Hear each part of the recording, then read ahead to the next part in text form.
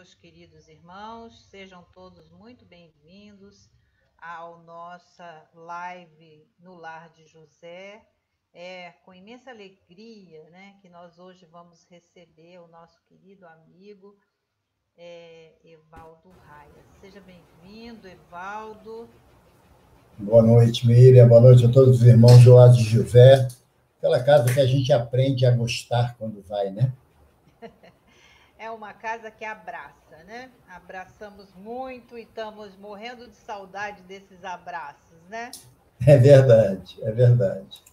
Então, como nós estávamos comentando, né? Nós, por acaso, pegamos uma leiturinha para a gente dar abertura aqui aos nossos trabalhos da noite de hoje. Eu peguei Pílulas de Amor, do André Moreira, pelo Espírito Dias da Cruz. A leiturinha é Amor, Força Curativa. Em toda parte, os corações exultam e clamam por alívio e consolo.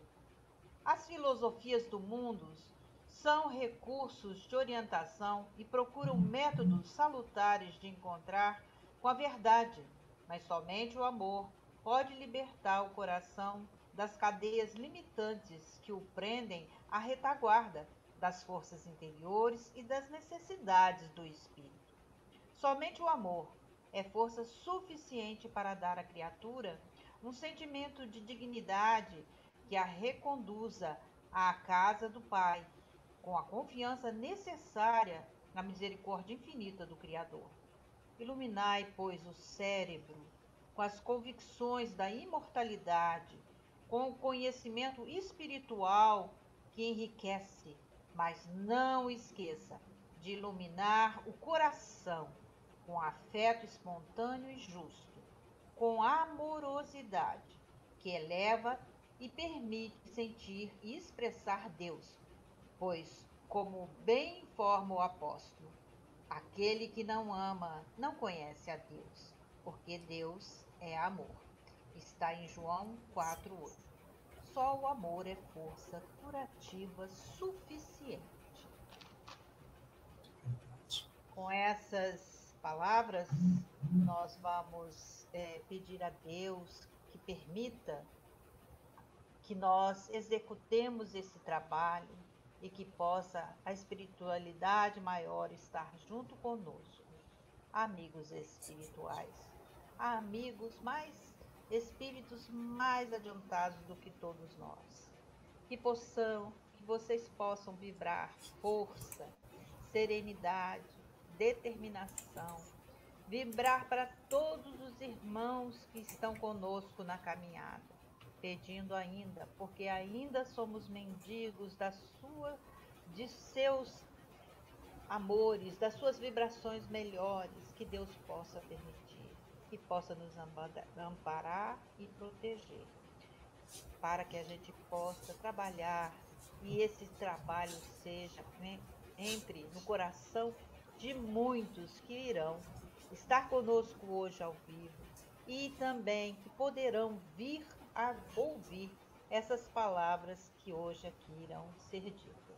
Fica conosco, mestre querido, que nos abençoe os propósitos, que assim seja, graças a Deus. Então, com vocês hoje, vou deixar você, Evaldo, e se precisar de alguma coisa, você me fala aí, que aí a gente volta, tá bom? Eu tô aqui na escuta. Eu grito socorro. Você grita socorro. Eu grito socorro. Grito. Deus Pode abençoe. deixar. O som tá bom? Tá ouvindo bem? Tá ótimo. Tá bom. Boa noite a todos os irmãos do Lar de José, amigos da internet, através do YouTube, e todos aqueles, como a nossa anfitriã Miriam falou, aqueles que venham a tomar conhecimento, a assistir a esse vídeo, que todos nós nos mantenhamos amparados pelo plano espiritual, a fim de falarmos aquilo que necessitamos falar, para que possamos ouvir aquilo que também tenhamos que ouvir dentro dessa proposta que a Miriam nos faz, onde nós vamos nos ater ao livro Céu e Inferno, que é o livro, número 4 da codificação do Sr. Allan Kardec, onde vai tratar das penas e gozos futuros. Todos aqueles que buscam compreender a vida espiritual, a continuidade da vida após a vida terrena, seria bastante importante folhear o livro O Céu e o Inferno, do Sr. Allan Kardec, onde nos traz inúmeras ilustrações, ensinamentos que vão nos auxiliar invariavelmente na nossa jornada, porque somos espíritos imortais. Nós estamos temporariamente envolvidos pelo corpo físico, mas, como diz Paulo de Tarso na carta aos Hebreus, nós somos estrangeiros nessa terra, não no sentido de que quem era daqui e nós não devíamos estar aqui, não. Todos nós somos espíritos viajores do espaço, através dos milênios, das possibilidades que o Senhor Deus nos favorece, através das encarnações e reencarnações. E nós vamos nos ater num capítulo 2, que trata sobre espíritos felizes. Por que esse tema? Por que falar de espíritos felizes em meio a um processo pandêmico, em meio a tantas dificuldades que nós estamos vivenciando no nosso planeta, vivenciando no nosso país, na nossa cidade, no nosso bairro, tantas lágrimas, tantas dores, tantos distanciamentos, a saudade amargurando tantos corações. Por que falar de espíritos felizes? Por que nós não não venhamos a falar sobre as bem-aventurados aflitos, como é o capítulo 5 do Evangelho segundo o Espiritismo? Não porque nós queremos desprestigiar, vamos dizer assim, as dores daqueles que convivem conosco e passam por dificuldades, seja ela física, emocional, espiritual ou social. Não é essa a finalidade, não é menosprezar nada, é nem fingir também que nada está acontecendo da porta para fora de nossa residência, aonde a dor campeia e as lágrimas são abundantes. O nosso propósito de tratar desse capítulo 2, nesse tópico Espíritos Felizes, é para mostrar a todos nós aprendermos, como Jesus nos fala, aprendei comigo, que sou manso e que o meu fardo é leve e o meu jugo é suave. Jesus anseia por nos amparar, mas enquanto nós estivermos nas lágrimas do desespero, nós não ouvimos a voz de Jesus e nem percebemos a sua presença através de uma mão amiga que está ao nosso alcance. Então, esse tópico, Espíritos Felizes, ele está relacionado com inúmeras, são 18 mensagens espontâneas, a grande maioria, mensagens espontâneas de espíritos que, passando pelas mais diversas dificuldades no plano material, não deixaram de agir no bem, praticar o bem dentro das suas possibilidades, das mais inúmeras situações. Mas, quando do retorno desses irmãos ao plano espiritual, eles podem nos assegurar os benefícios das suas lutas no corpo físico, bem como as dificuldades aqui enfrentadas. E nós, antes de iniciarmos o tópico que trata do irmão Jean Renaud, que é um dos espíritos que relaciona a sua situação no plano espiritual após uma vida dedicada à causa do bem. Mas, antes disso, eu gostaria de iniciar a proposta da nossa reflexão de hoje com a pergunta 165 do Livro dos Espíritos, aonde Kardec, que trata da volta do espírito ao plano espiritual, ou seja, após o desencarne. E Kardec faz uma pergunta extremamente importante para toda a humanidade. Kardec questiona assim aos benfeitores: o conhecimento do espiritismo exerce alguma influência sobre a duração mais ou menos longa da perturbação após o desencarne? Ou seja, aquele período que é tão comum nós ficarmos num momento de perturbação, sem ter consciência plena do que está acontecendo conosco, salvo aqueles espíritos que já estão num padrão mais de equilíbrio moral e espiritual. A maioria de nós, a grande maioria da humanidade terrestre, ela passa por um período, nós passamos por um período de perturbação, que pode durar horas, dias, meses ou anos. Cada caso é um caso, não existe regra geral para nada em se tratando do plano espiritual. Tudo obedece a uma série de fatores que ainda não compreendemos devido ao nosso pouco conhecimento ou pouca evolução moral, para que tenhamos a percepção de um aprofundamento maior. Mas Kardec pergunta se o fato de conhecer a doutrina espírita favorece que nós tenhamos um período mais curto de perturbação após o transe da morte, e a resposta dos benfeitores dignificam a mensagem do plano espiritual, porque nos obriga a ter uma outra visão, uma outra postura. Seja bem-vinda, Georgette. Dize-nos os benfeitores, em resposta à pergunta 165 do Livro dos Espíritos, para quem está nos acompanhando agora. A influencia muito grande o conhecimento da doutrina. Por isso que o espírito já antecipadamente compreendia a sua situação. Nós que já estudamos a doutrina espírita sabemos que com o passar do tempo, independente do fator idade, com o passar do tempo, diante das circunstâncias que estamos vivendo, sabemos que se avizinha para nós o momento do desligamento do corpo físico. Então, se sabemos que isso irá acontecer, evidentemente que nos favorece, de uma forma muito intensa, esse conhecimento. Aí tem um mais, vírgula. Quando você lê alguma coisa na doutrina que tem mais, porém, contudo e vírgula, te prepara que vem um ensinamento que a gente não esperava. Os benfeitores falam assim: o conhecimento influencia, beleza, porque já sabemos o que vai acontecer. Mas a prática do bem e a consciência pura são o que maior influência exercem. Olha que beleza de resposta. Por quê? Porque em relação ao conhecimento que a doutrina espírita nos favorece, não tem privilégio, não tem grupos privilegiados em relação ao plano espiritual. Jesus já nos assevera isso quando ele fala, através das anotações de Mateus, e Jesus fala o que para nós? O sol, Deus faz com que o sol nasça para o bom e para o mal. A chuva caia sobre o justo e injusto.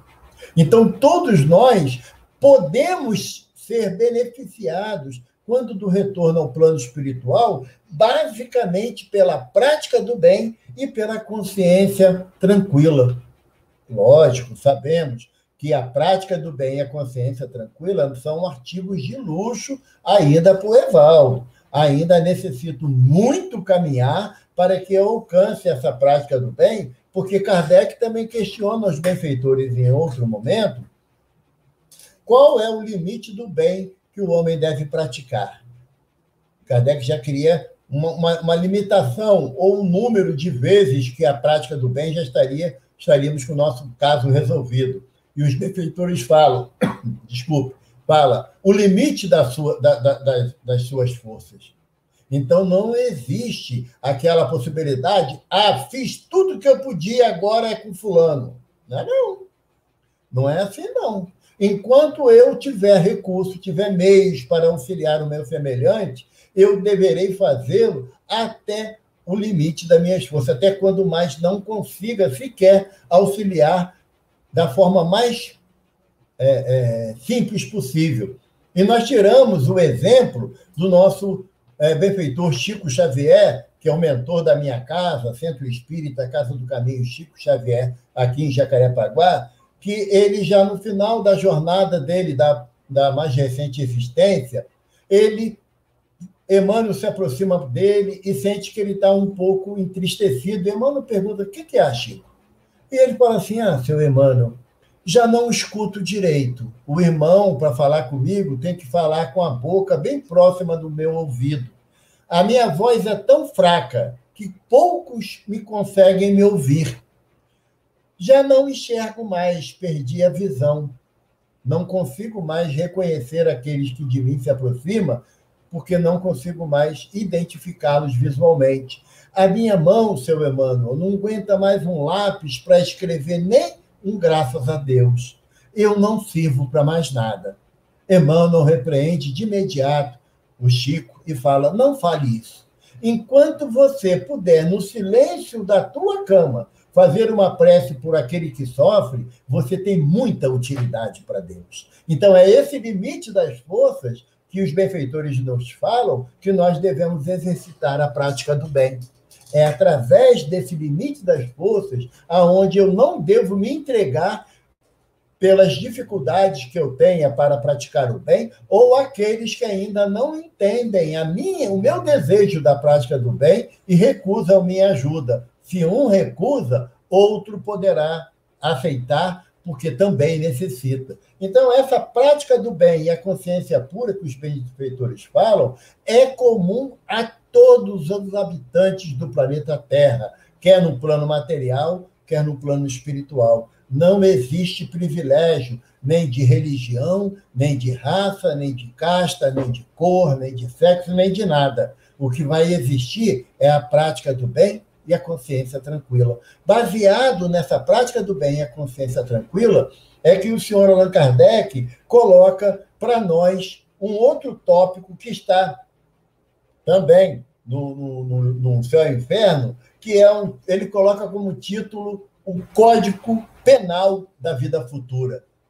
E eu confesso, alguns anos atrás, como eu tomei conhecimento desse tópico, eu me assustei. Eu falei, poxa, até na espiritualidade tem Código Penal, gente?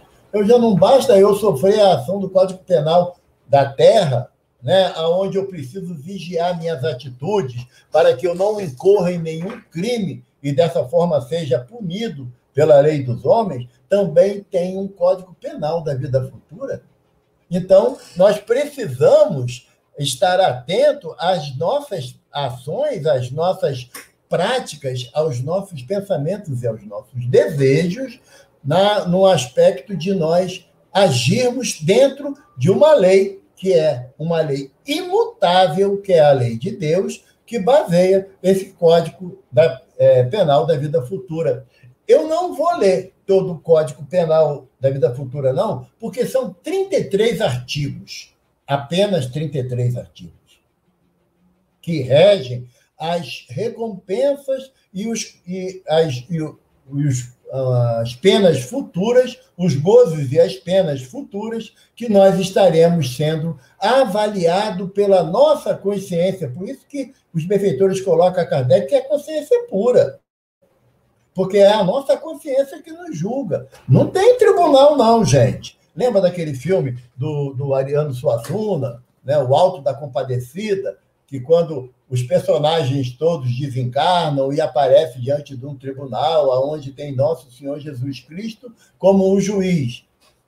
O acusador é o caramunhão, coisa ruim, o caficento, o nome que queira dar, né? Mas é tudo simbolizando o nosso lado de contrário à lei de Deus. E o advogado de defesa, nada mais, nada menos que Nossa Senhora. Aquilo é figura de linguagem, não é realidade.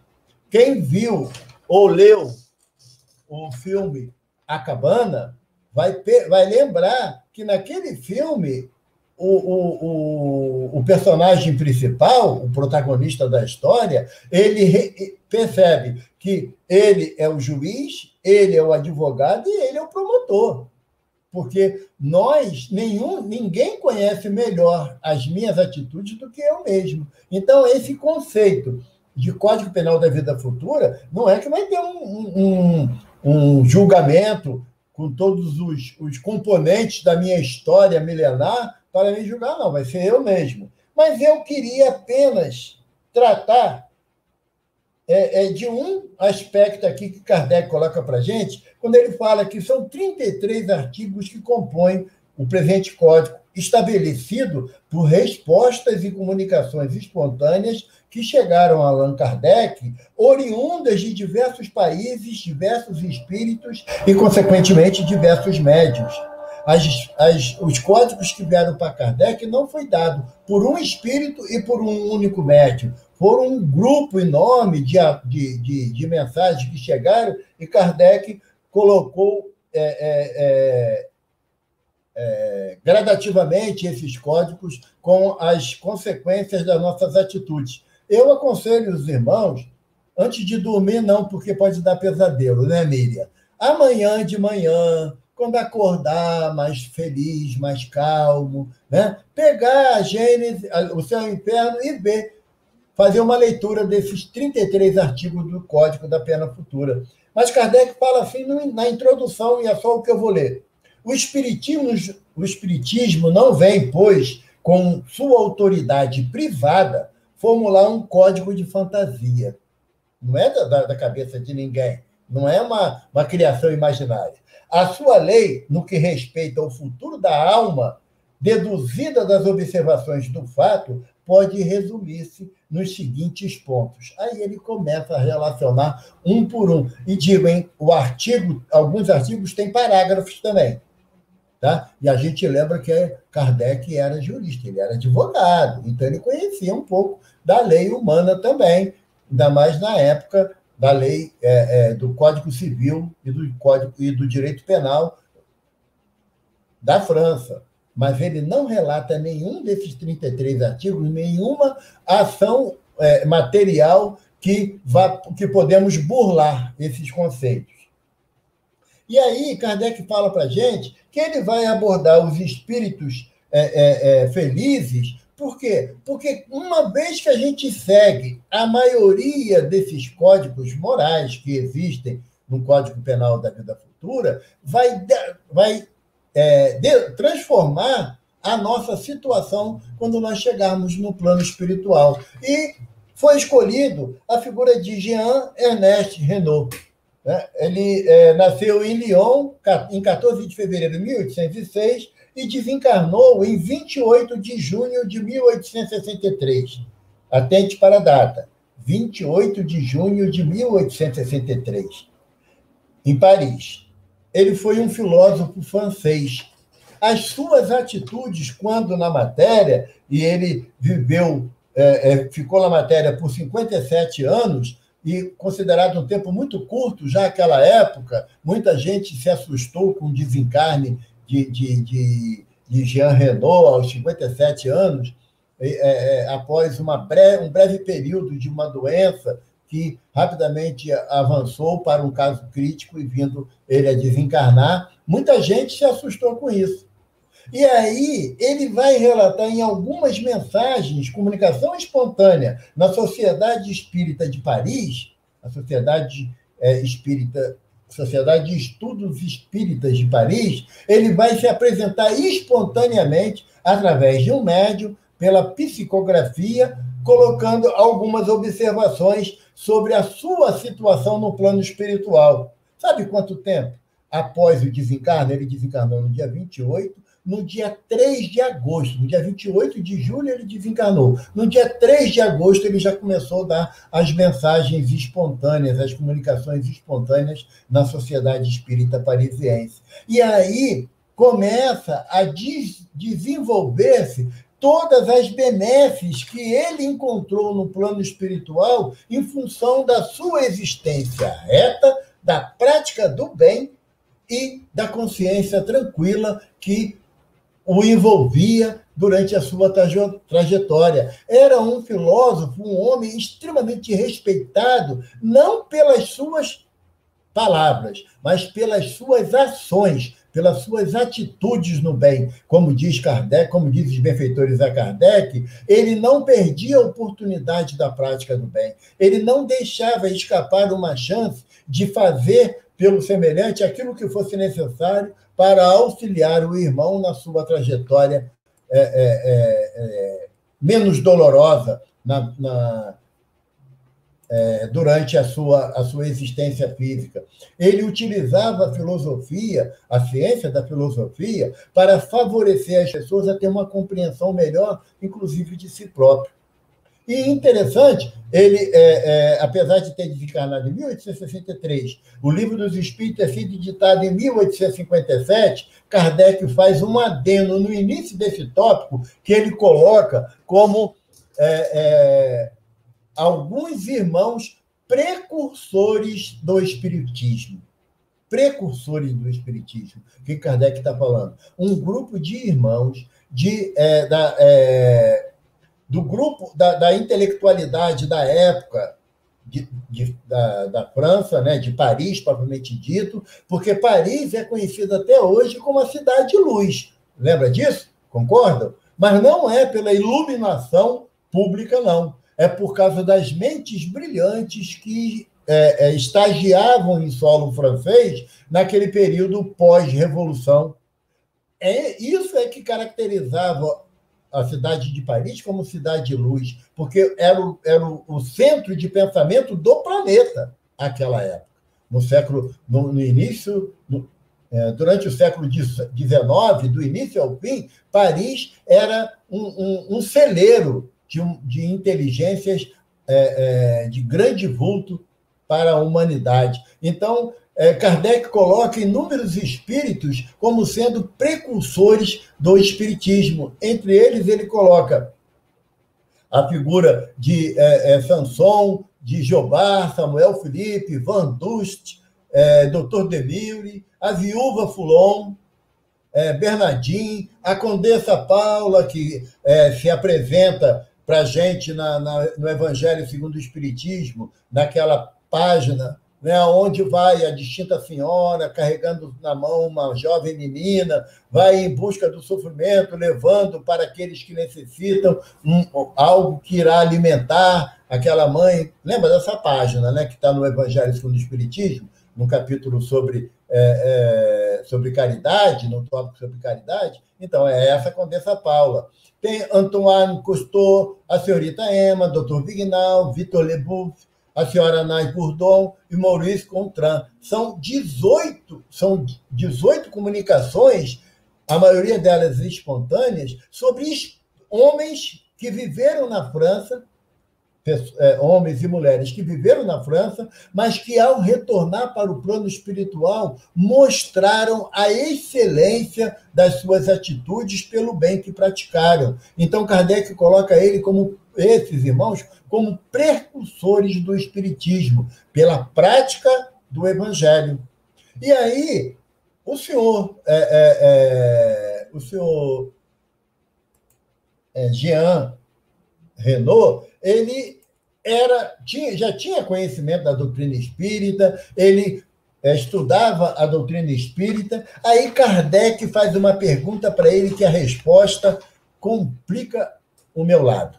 Kardec pergunta assim para ele: o fato de ser partidário ou o fato de ser adepto à doutrina espírita lhe ajudou alguma coisa? De ser participante das reuniões espíritas lhe ajudou alguma coisa? Aí ele fala assim: o fato de professar a doutrina espírita é diferente do fato de praticar a doutrina espírita. E eu pratiquei. Não é orgulho, não, nem vaidade, não. É o direito dele, porque ele realmente, no período que ele tomou conhecimento efetivamente da doutrina dos espíritos, através do Livro dos Espíritos, ele se adequou mais ainda à sua existência na prática da caridade, que é o fundamento da doutrina. Porque Kardec coloca, ampliado a seu entendimento pelo Espírito de Verdade, que é fora da caridade que não existe salvação. Não é fora do Espiritismo, não é fora do Evangelho, porque o Evangelho, Jesus fala, a letra mata, só o Espírito vivifica. Então temos que tirar o Espírito da letra. Não é fora da igreja nem do templo, é fora da caridade. O que vai contar a nosso benefício ou em demérito para nós vão ser as caridades praticadas e aquelas que nós deixamos passar as oportunidades de exercitá-la. Então, quando Jean Renaud responde para Kardec que não é o fato de ele professar a doutrina espírita, o que ele está falando? Se você me permite, eu vou contar uma pequena história que o Haroldo Dutra Dias, um palestrante muito conhecido no Brasil todo, ele falou no sentido de que havia um palestrante de renome nacional, muito conhecido, e, claro, invariavelmente também desencarnou. E ao chegar no plano espiritual, a passar depois daquele período de perturbação tão comum para espíritos ainda que buscam o equilíbrio moral e espiritual, ele pergunta àquele que o ajuda, que o assiste, fala assim, poxa, eu agora já tenho consciência do meu estado, o que eu posso fazer para continuar trabalhando no bem, ajudando aqueles que necessitam de um esclarecimento? O que eu posso fazer? Aí, o irmão que está dirigindo as tarefas de socorro para ele, fala assim para ele, vamos aguardar que o irmão que vai te orientar, ele está para chegar. Ele é que tem autoridade moral para te orientar nesse caminho. Então, foi um período, chega um espírito com uma iluminação interna, né? Uma claridade mental tão intensa que o palestrante recém-desencarnado fica meio acanhado, né? Meu irmão, poxa, agradeço tanto o seu carinho de vir me receber, por certo é o meu mentor espiritual que me acompanhou na última jornada. Ele fala, não, eu não sou o mentor do irmão, não. Eu estava na matéria também, eu assisti todas as suas palestras e segui todos os seus conselhos. Então, o irmão que assiste a palestra, ele muitas das vezes faz mais do que esse que está falando aqui para vocês. Então, a necessidade da prática do bem é comum a todos os espíritos, sem distinção nenhuma. Valdo, você está falando isso baseado em quê? Nas palavras de Jesus. O que Jesus fala para nós? O Pai trabalha até hoje, eu também. E tenho anseio de cumprir a vontade do meu Pai que está no céu. Então, a necessidade da prática do bem, da caridade, é uma necessidade premente de todos nós. É por isso que o Jean Renaud fala que não basta professar, não, sair gritando pelos quatro cantos que é espírita, que frequenta o Lar de José às quartas e quintas-feiras na palestra pública, vai na campanha da sopa, vai visitar o asilo ou orfanato. Isso daí são atos exteriores para aqueles que nós queremos que sejamos vistos. Mas quando é o íntimo que vai fazer a grande diferença, é o óbolo da viúva, como Jesus nos coloca, aquilo que eu dou, que é muito precioso para mim. É o meu tempo, é o meu desejo do bem. Não estou dizendo que não devo ajudar nada disso, não, gente.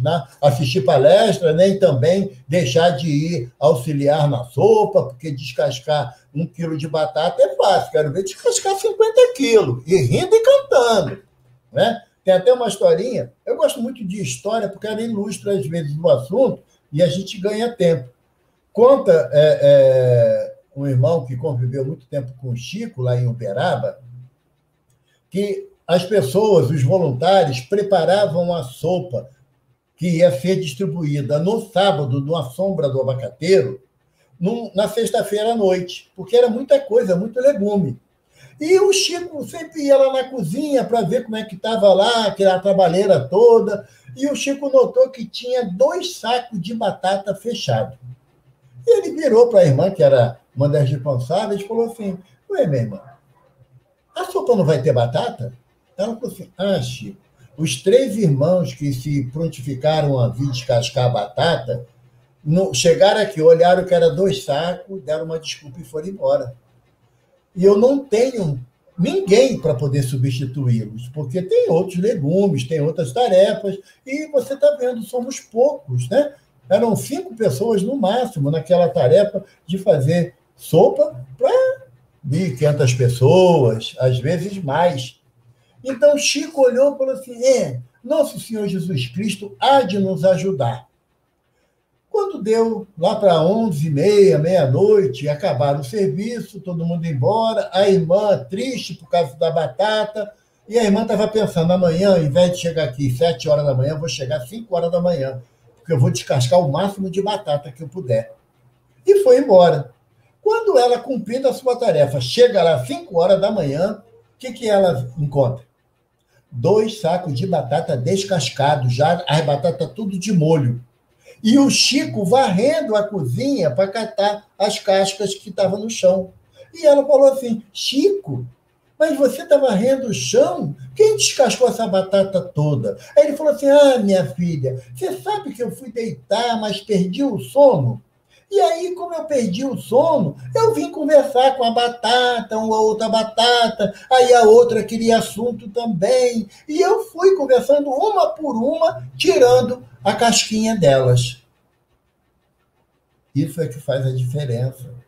Fazer aquilo que mesmo que você tira do teu máximo esforço para realizar. Aquilo que muita gente diz que não suporta mais é o bem que nós devemos fazer por aquele que está necessitado. Essa é a diferença entre professar a doutrina espírita e praticar a doutrina espírita. O nosso irmão Jean Renaud, ele, 5 dias após o seu desencarne, ele já estava dando uma comunicação completamente lúcido.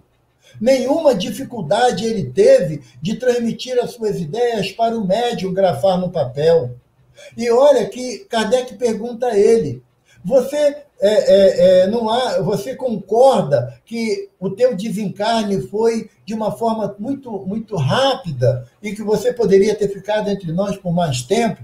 A resposta dele é uma coisa linda. Ele fala assim, quem sabe o meu desencarne, nesse momento que aconteceu e estava previsto para acontecer, não sirva de lição para algum irmão que venha ler essa humilde mensagem.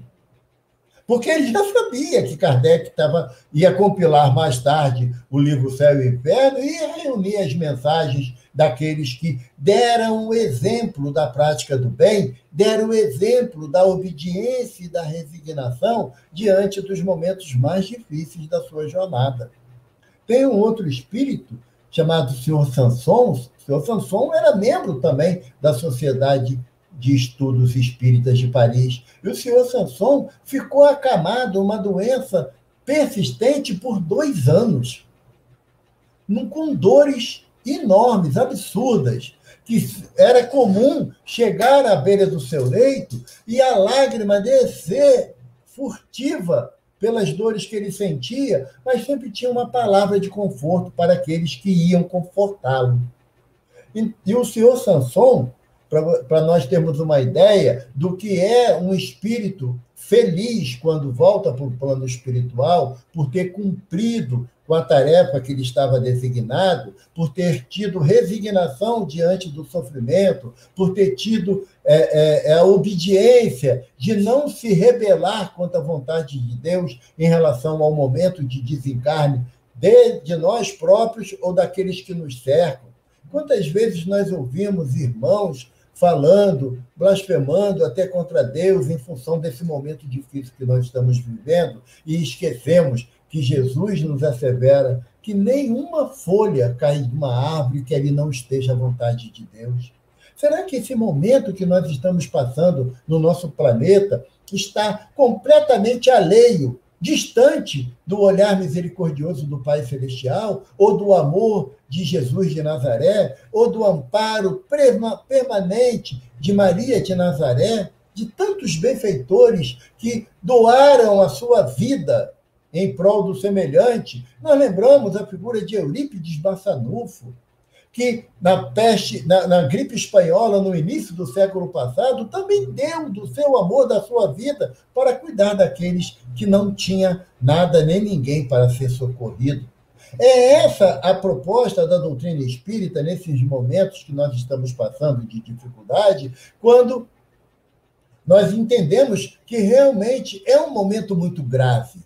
Nós temos que seguir as orientações das autoridades sanitárias de nos precavermos. O isolamento social é necessário. Eu sei que tem inúmeros fatores econômicos que também entram nessa conta. Nós precisamos trabalhar para angariar o nosso pão de cada dia. Tudo isso é compreensível. Mas se nós formos assolados pelo vírus e ficarmos em cima de um leito, quando conseguirmos um leito de hospital, não teremos que parar a nossa vida para esse momento?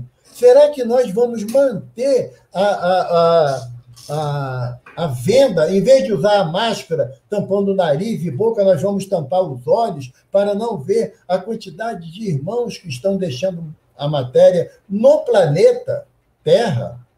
Não é na Ilha do Governador, nem em Jacarepaguá, ou em qualquer outro bairro ou cidade do estado do Rio de Janeiro. Não. É no planeta. A dor assola o planeta. Mas se tivermos resignação, se pudermos favorecer, auxiliando ao semelhante, na prática do bem, do amor e da caridade fraterna, sempre que for possível, nós teremos como exemplos esses espíritos considerados espíritos felizes. Nós professamos e buscamos praticar uma doutrina que nos esclarece, que não existe o acaso, que nem eu estava brincando com a Miriam antes de começar. O espírita não pode falar, do nada isso aconteceu, do nada aquilo apareceu, porque não existe o do nada, não existe o acaso. Tudo obedece a uma lei, e a lei é de Deus. A lei de Deus é uma lei de justiça, sem dúvida alguma, mas de amor e caridade também, como Kardec nos apresenta na terceira parte do Livro dos Espíritos, no capítulo 11 da lei de justiça, amor e caridade. É esse propósito de nós trazermos a página sobre os espíritos felizes, é que mesmo nos momentos adversos que nós nos encontramos, nós podemos, se quisermos, podemos auxiliar aqueles que têm menos do que nós, que têm menos fé, que têm menos confiança na espiritualidade, que têm menos propósito no bem. Eu não preciso ver o outro praticar o bem para que eu me sinta estimulado a fazer. É só seguir no meu coração o meu desejo de auxiliar a todos aqueles que estão na minha jornada. Sejamos, eu sei, eu, no meu caso, estou bastante longe de ser um espírito feliz quando retornar à espiritualidade, mas que eu tenha menos dores morais, que eu tenha menos consciência pesada pelos atos que eu poderia praticar e muitas das vezes eu deixo passar em branco. Mas nós temos a oportunidade do conhecimento que a doutrina nos dá. Vamos ler a codificação. Eu gosto do Wagner Paixão, que é um palestrante lá de Minas, conviveu muitos anos com Arnaldo Rocha, que foi companheiro de jornada de Chico por mais de 60 anos. O Wagner Paixão fala para a gente, ler romance agrada o coração, mas o que nos torna espíritas cristãos é ler as obras da codificação. Não podemos nos afastar. Muita gente fala que são obras básicas da doutrina. Eu, Evaldo, particularmente, considero como obra fundamental para a minha prática da doutrina espírita. E os espíritos sempre nos falam, lembrando as palavras de Jesus, que o verdadeiro espírita e o verdadeiro cristão é uma coisa só. E ser cristão, Emmanuel nos fala, é caminharmos com o Cristo, e não falarmos do Cristo, mas caminharmos com o Cristo, como Paulo de Tarso exemplificou para nós ao longo de 35 anos de jornadas, carregando o Evangelho no seu coração e transmitindo pelo exemplo a necessidade da prática do bem, do amor e da caridade fraterna. Então, que nós possamos, nessa noite, amparados por tantos amigos espirituais que são espíritos felizes, porque praticaram o bem que era possível praticar, como o Dr. Bezerra de Menezes, o Eurípides Barçanufo, que eu citei, o nosso Chico, né? Tantos espíritos, Dona Ivone do Amaral Pereira, o nosso querido Pititinga, lá na Bahia, que muitas das vezes não é lembrado pela comunidade espírita, né? Mas que tanto exemplo de amor à causa nos deram, praticando o bem, né? Praticando o bem, levando a palavra através do exemplo. e não apenas da letra fria, que muitas das vezes nós nos distanciamos da principal finalidade da doutrina espírita, que é o Consolador prometido.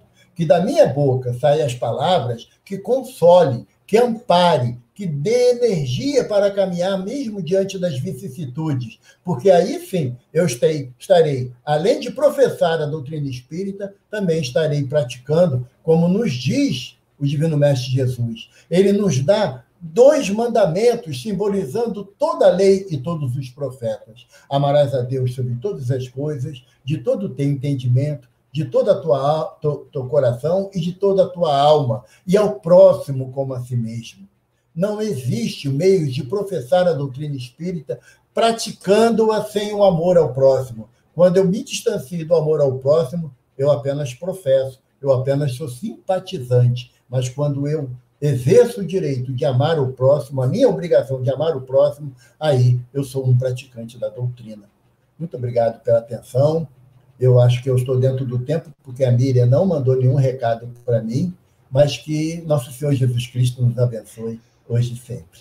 Muito obrigado pela oportunidade. E a alegria de falar para a casa do irmão José, a casa que a gente aprendeu a amar também. Ai, que maravilha! Adoramos. Teve tanta gente aqui, tanta gente no Face, meu Deus! Eu pus alguns comentários na tela, mas a gente agradece imensamente a todos não agradece, que participaram. Não. Ah, bom, olha, e depois eu vejo lá nos comentários. Né? Que participaram. Pelo amor de Deus, não agradece não, que eu já estou tudo comprometido. Então, já que você está comprometido, faz a nossa prece de encerramento, por favor. E agradecendo a você, que Jesus possa te abençoar sempre. E olha, estamos juntos, hein? Eu sou que nem obsessor, sou que nem obsessor, você sabe, né? Eu sei, eu já falei que eu sou um homem feliz, que meus obsessores estão tudo encarnado ao meu redor. Eu sou uma. Um obsessor amigo, amigo. Então, vamos lá. Gente, é como você fala, não adianta a gente estudar a doutrina e não a praticar, né? Não adianta, fica só no livro, né? E ele tem que ter a prática, né? Ai, muito bom. Deus que te abençoe. Muito obrigada, agradeço a todo mundo que esteve aqui com a gente.